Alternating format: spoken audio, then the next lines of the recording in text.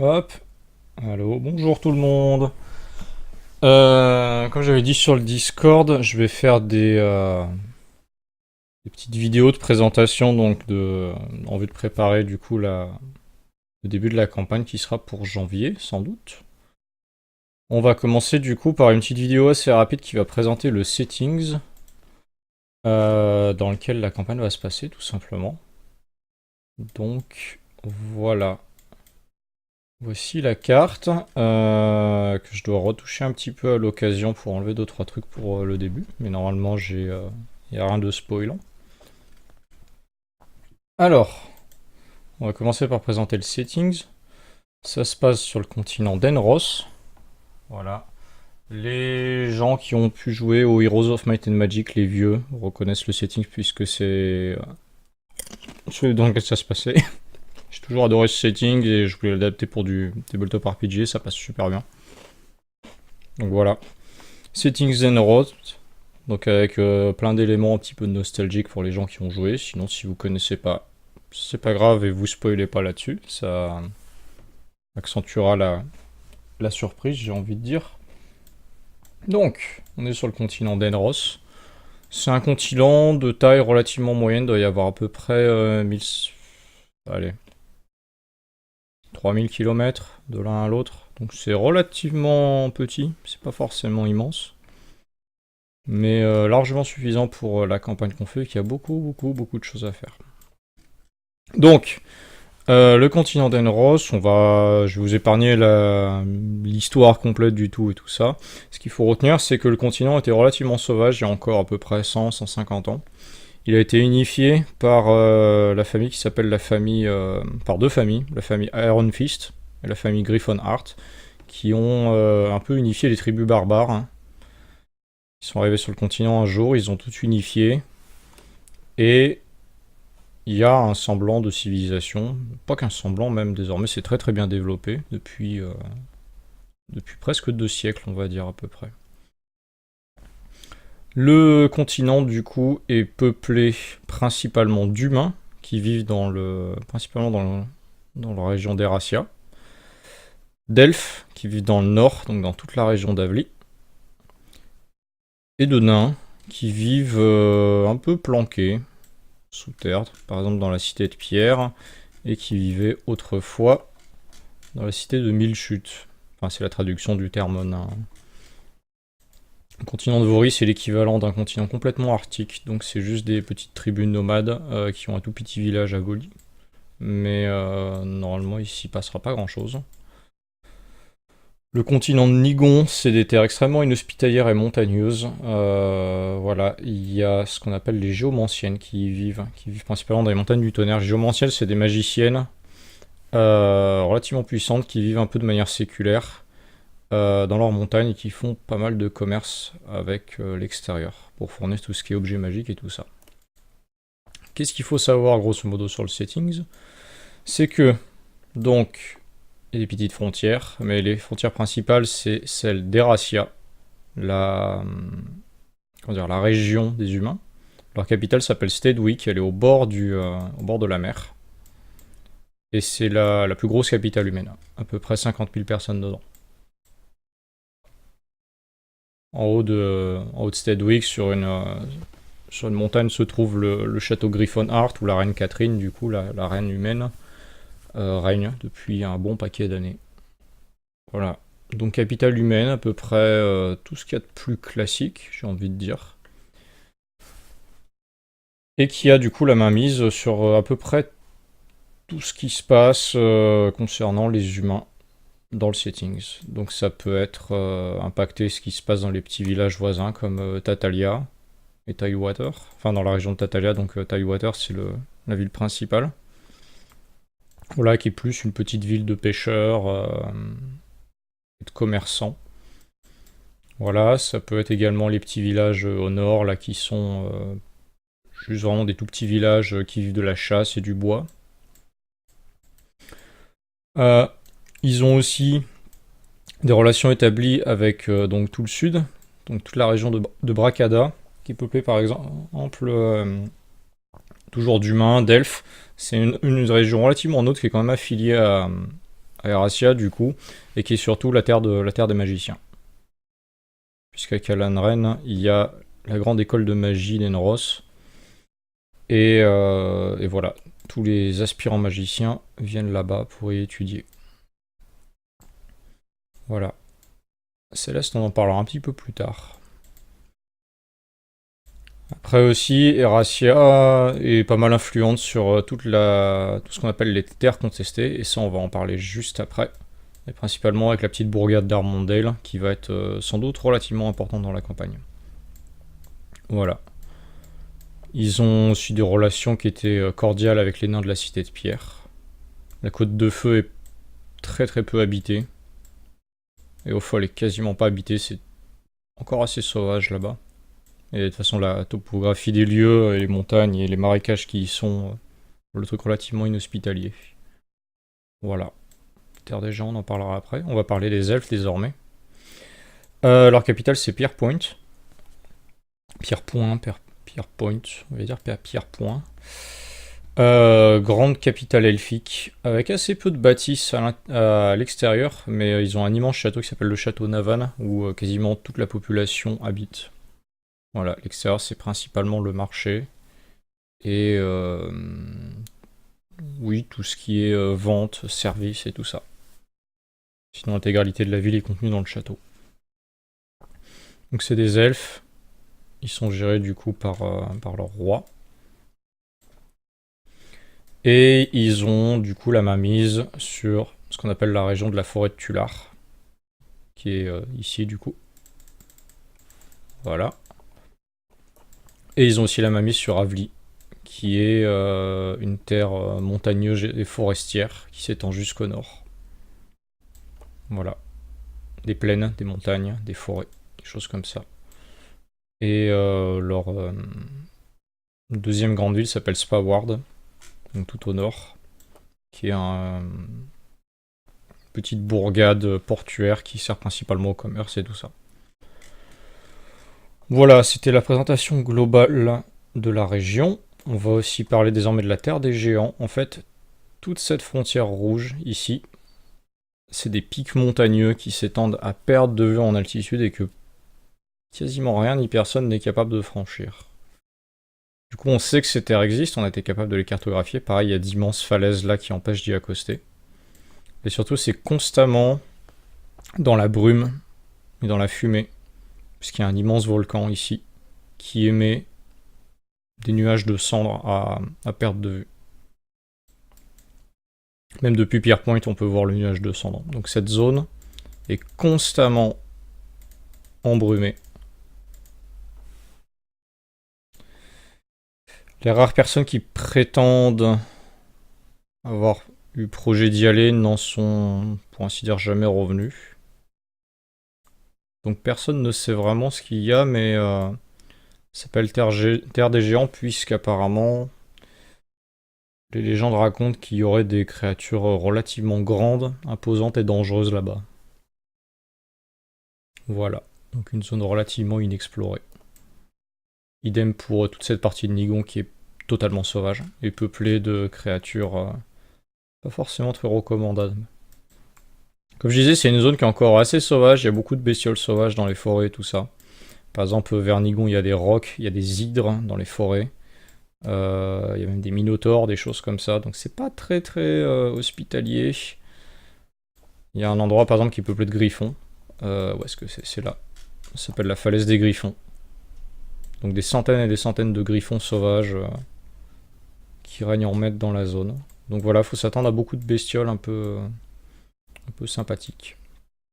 Et après bien sûr il y a des îles en périphérie, Evenmorn, qui, on va le dire, qui pour le moment est assez difficile d'accès, puisqu'on a perdu la carte pour s'y rendre. La position sur la carte est juste indicative. Et bien sûr, il y a la petite île d'Emeraude qui est l'endroit où on commencera. Voilà, donc ça c'était la présentation un peu géographique du tout. Après, le climat politique est relativement tendu. Étant donné que depuis à peu près une trentaine d'années, il y a des tensions entre, enfin même plus que des tensions, entre la reine Catherine d'Erasia et le roi des elfes. qui, voilà, sont, comment dire, qui ont tous les deux les armes levées et attendent qui fera le premier pas pour sauter à la gorge de l'autre. C'est à peu près ça.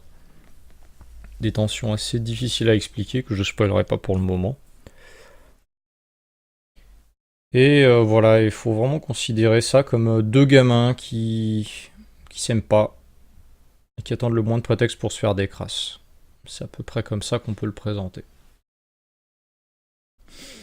Entre deux, pris en sandwich dans cette situation et ce climat un peu inhospitalier, il y a les terres contestées, qui sont humaines principalement, avec principalement la petite bourgade d'Armondale, qui va être sans doute le hub central de la campagne. Étant donné que je peux le dire dès maintenant, la campagne va commencer en île d'Emeraude. Et ça peut être bien que vous le sachiez, histoire de pouvoir commencer à prévoir votre background et savoir à quoi vous attendre. Sur l'île d'Emeraude, il y a un duc qui s'appelle le duc Markham, qui vit normalement à Tatalia, qui est également le possesseur de l'île d'Emeraude, qui organise une sorte d'immense chasse au trésor. De cette chasse au trésor, les gagnants remporteront le duché d'Armondale, étant donné que les anciens ducs sont morts depuis quelques années, et que plus personne ne règne sur le petit duché d'Armondale, et que le duc Markham est quand même bien occupé à gérer ce qui se passe à Tidewater et dans le canton de Tatalia. Donc il est un petit peu occupé, il n'a pas trop envie de se retrouver dans les terres contestées à gérer tout ça. Donc il organise une petite chasse au trésor, avec un duché, un joli château, du pouvoir et potentiellement beaucoup d'argent et d'accès à toute la politique et les dessous derrière les rideaux du continent, en offrant le duché d'Armondale aux gagnants de la petite chasse au trésor. Inutile de préciser que ça a attiré beaucoup de monde du coup. Et que vous aussi du coup ça vous a attiré. Donc, je vous laisse trouver dans votre historique ou les motivations de votre personnage quelque chose qui pourrait vous motiver à remporter ce concours. J'aurais pour préférence, mais après c'est vraiment personnel, et si vous voulez faire autrement, il n'y a aucun souci, il faudra juste qu'on en parle. J'aurais pour préférence que vous jouiez quelqu'un qui soit étranger à ce continent, si possible.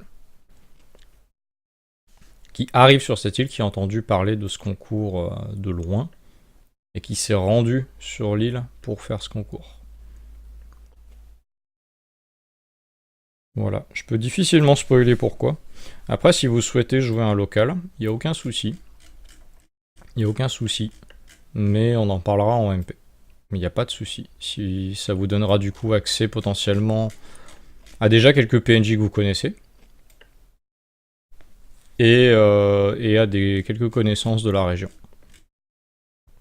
Mais pas forcément de la géopolitique actuelle, parce qu'elle est quand même relativement réservée aux élites, on va dire, tout simplement.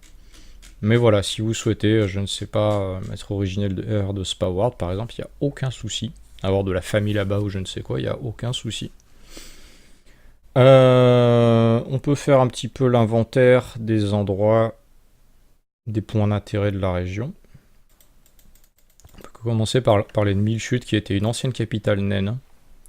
Imaginez un peu façon Erebor, mais sous un lac.